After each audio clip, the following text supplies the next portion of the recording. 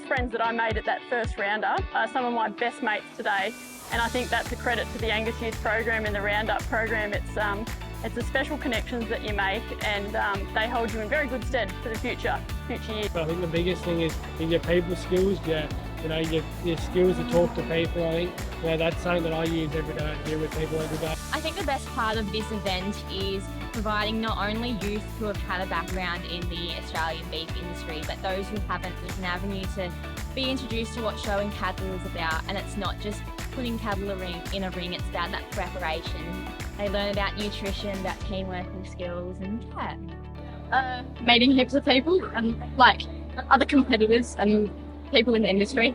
Just to see some of the kids when they first get here, they haven't been near animals, and by the Saturday, the Sunday, they're just so confident and are having so much fun. Met all these different people, mates, and who they'll keep for years and years to come. Educating little kids that are starting early and keeping their passion for cattle, or letting one kid or teaching one kid just one thing and to see them coming back. Yeah, it's been good. I really like the auctioneer talk yesterday with Nutrient Ag Solutions. No, it's all been good, but the junior judging yesterday was really good, a different sort of format to what I'm used to, but I really enjoyed a commercial aspect of the judging, which is good. Leading in the cattle class. Yeah, getting ribbons. Leading in the cattle class. Probably the steer judging, which was absolutely fantastic. The breeding and genetics talk that Angus Australia did, that Jake Phillips ran, was great. I think it's just so important for our industry, whether these kids wind up in primary production or any other field around the country, if they have an understanding of what we do as cattle producers, the camaraderie within this group, and also for guys to step up and take my job as we get a little older and replace people in the industry. But yeah, for these kids to go on and become potential leaders of the industry rather than just cattle producers, I think is exceptionally important.